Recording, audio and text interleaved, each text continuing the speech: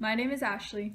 And I'm Catherine. Welcome to 8 Minutes with topics ranging from politics, lifestyle, pop culture, business, health, and science. Today we bring to you Tsar Nicholas II. Tsar Nicholas II was the last Tsar of Russia, right before the Russian Revolution. Succeeding his father, Tsar Alexander III, he had little experience in government. Tsar Nicholas II never wanted to rule, but tradition overcame his personal belief. In 1894, he married Princess Alexandra. He had 4 daughters and a son who had hemophilia. Alexandra's political advice greatly influenced Nicholas and led to the destruction of Tsarism. On Bloody Sunday, peasants and the lower class who lived lives of poverty marched toward the Tsar's palace. The Tsar's soldiers fired into the crowd. Towards the end of his life, the Tsar was forced to give up his throne. But before this all happened, we had the opportunity to interview him. I'd like to start off with the early years. Could you please describe what was it like growing up? I grew up in a very warm and caring family. I grew up with a devout Russian Orthodox family with my mother and brother and father. My mother especially showed her care for us children. We grew up well educated and I had my own tutor. Do you think you were prepared to be the Tsar of Russia?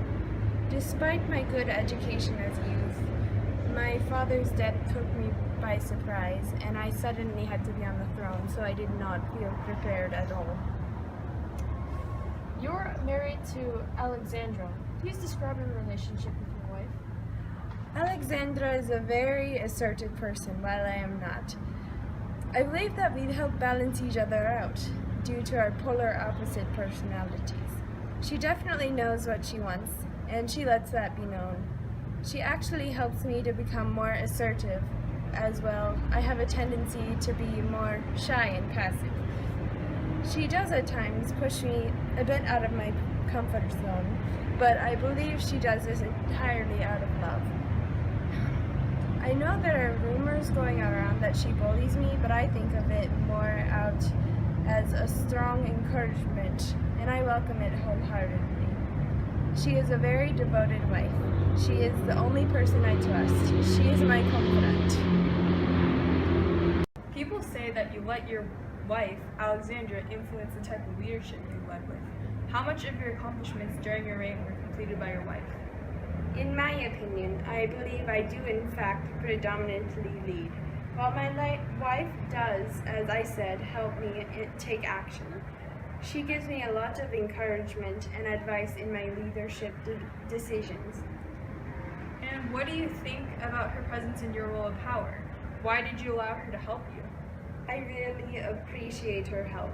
Sometimes I do let her take the reins briefly, but I predominantly have more power. I let her influence my decisions because I believe she gives good advice.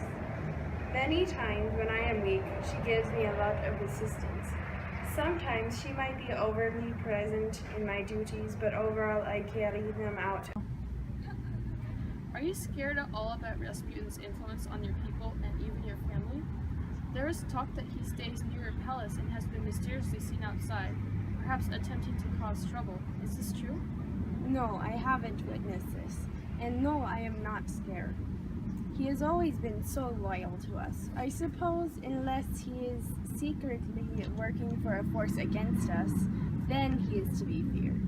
But I do not believe this to be true. So why did you encourage Russian expansion? During this time, other countries were scrambling for colonial possessions. I felt it was necessary for my great country to acquire some for itself. And what was your experience on Bloody Sunday? That was a nightmare. I was out at the time, and my army fought against the rebels. I did not ordain this. Even though I strongly dislike the rebellion, I do not like the violence that my army was executing. There were many revolts, strikes, demands of land, etc. This led to me announcing reforms and electing Duma. And what do you think will happen to you in the future? Based on the predictions made by Rasputin, I believe that the country will soon become overwhelmed by the rebellion. If I am killed by common men, then them and their children will rule Russia and for centuries to come. If I am killed by one of their stock and their family, they will be killed by the Russian people. I fear for the Russian people, but don't know where to turn. We will definitely keep looking to Rasputin as an advisor. This was very enlightening. Thank you very much for your time. Thank you. It was great meeting you. Unfortunately, soon after this interview, Tsar Nicholas and his family were captured by Bolsheviks and they were held in various locations, including Yekaterinburg in the Ural Mountains, which is in northwest Russia. Eventually, he and his family were executed by Bolshevik troops. That was the last of Tsar Nicholas II.